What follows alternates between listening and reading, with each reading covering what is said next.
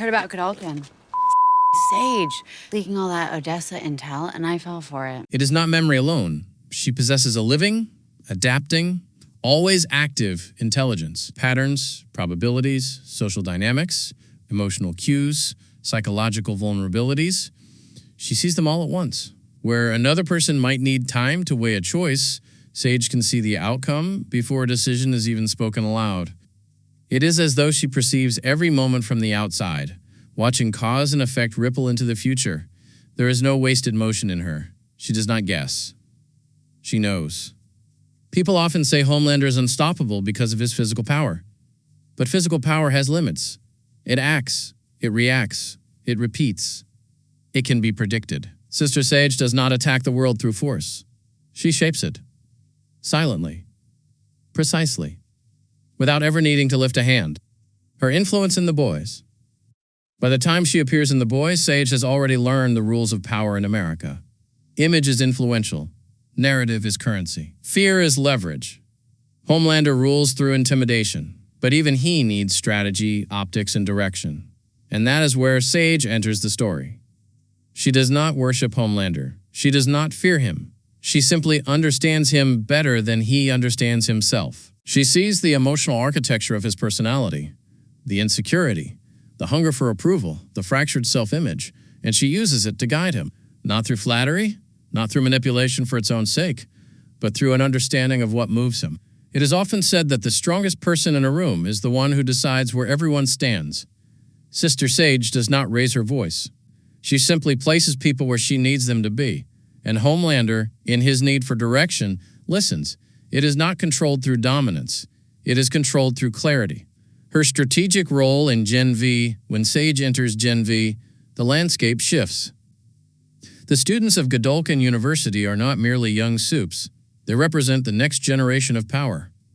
Their loyalties, alliances, and experiences will shape the future of Vought and the wider world. Sage understands this. She does not care about the school itself. She cares about its purpose. Godolphin is a breeding ground, not for heroes, but for influence, obedience, and systemic power. And in Gen V Season 2, we see Sage surveying not just the students, but the future they will create. She knows who will lead, who will follow, who will break, who will rise. How to shape ideology, how to redirect movements, how to weaponize loyalty, how to build systems that cannot be traced back to her. She does not need to stand on a battlefield.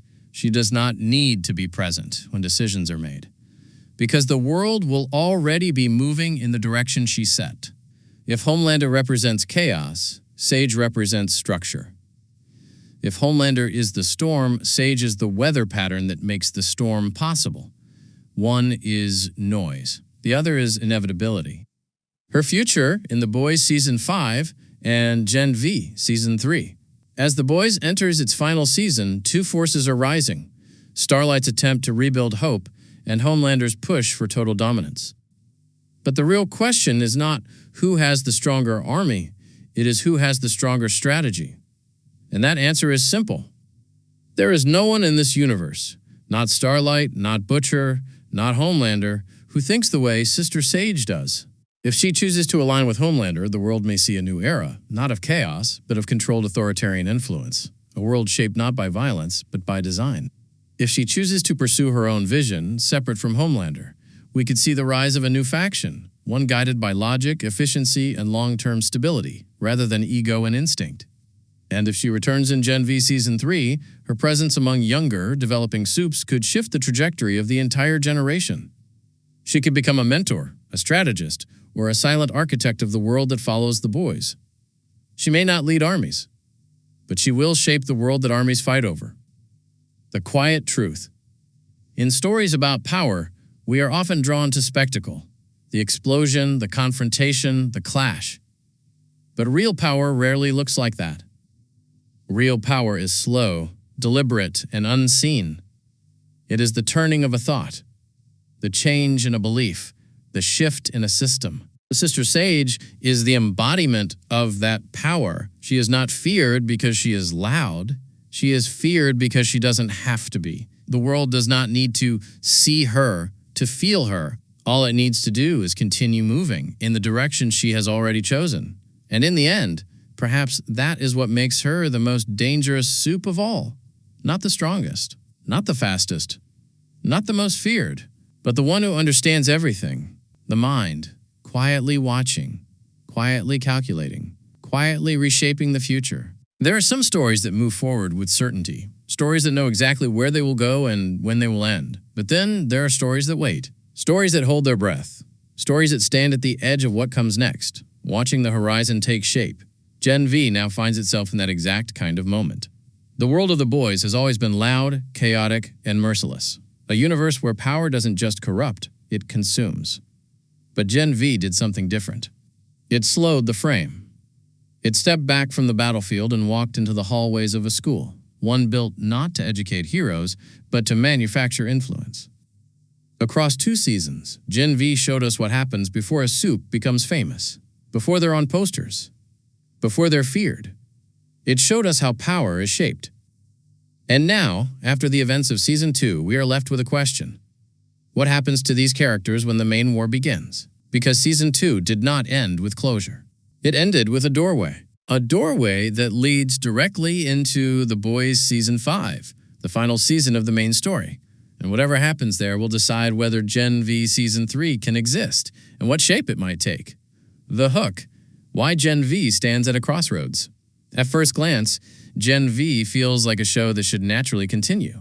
It has rising characters. It has unanswered mysteries. It has emotional arcs still unfolding, but its fate is tied tightly to the boys. Gen V was never designed to be entirely separate. It is woven into the same fabric. And Season 2 made that connection even stronger, especially through Marie Moreau. Marie is no longer just a promising young soup. She is now connected to Project Odessa, the same secret program that created Homelander. That revelation changed everything, because it did not just say she is powerful. It said she may be the strongest new soup of her generation.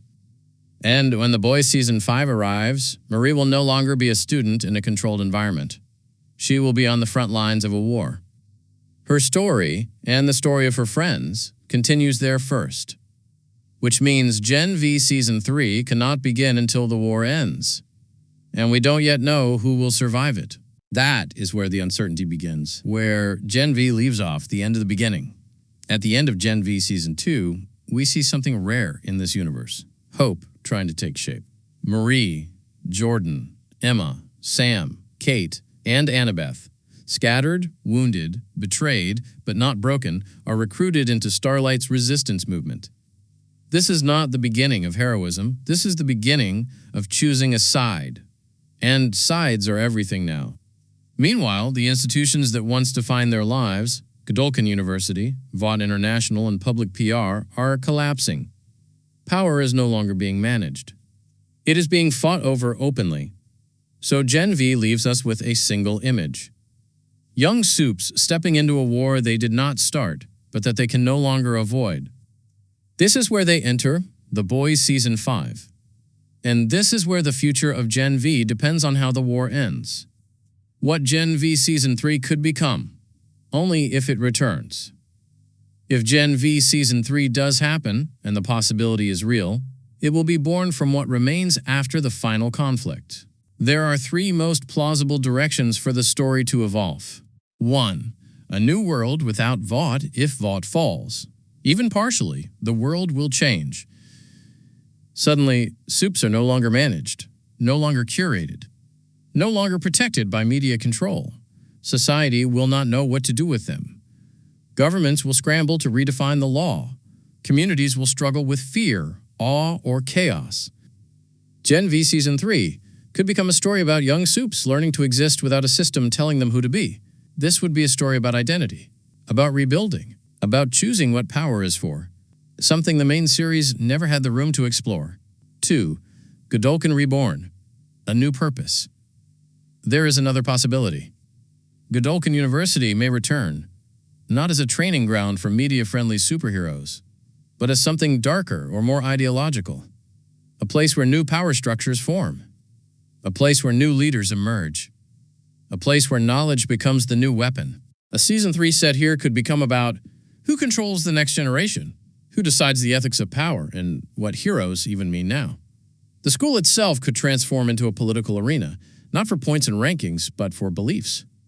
This version of the story would be tense, psychological, and deeply personal.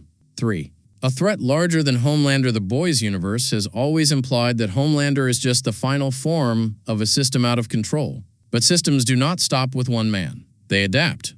Season 3 could introduce a threat that is not individual but structural. Something ancient, scientific, institutional, or ideological. Perhaps something tied to the origins of Compound V, or to the global expansion of Soup's militarization.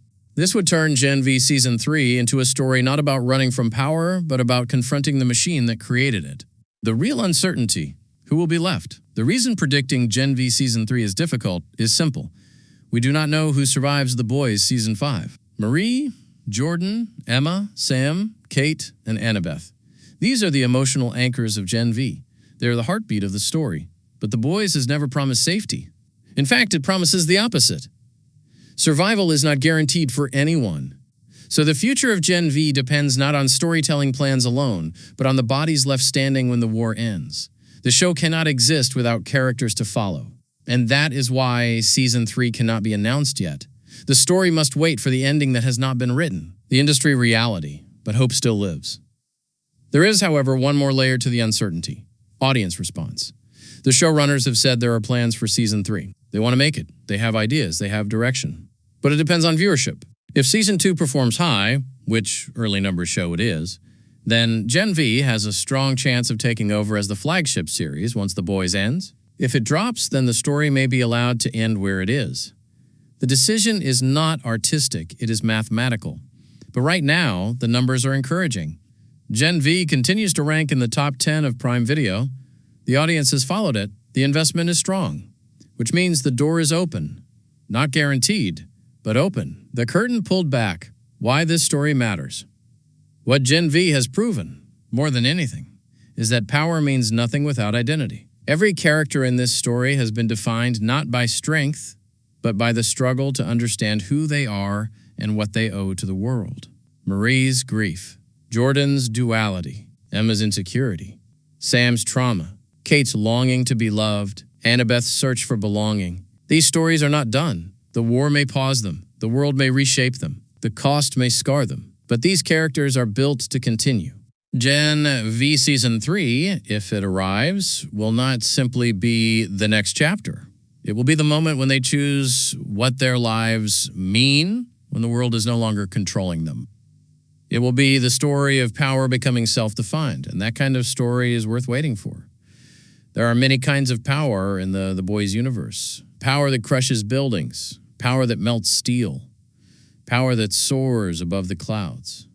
And then there is a different kind of power, one that cannot be seen, only felt.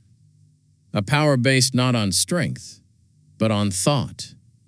This is the power of Sister Sage, known within the world of Vought as the smartest person alive. Sister Sage is not a character who announces herself with spectacle. She does not scream or break or burn. She observes. She calculates. She understands the world on a level that most people never even glimpse.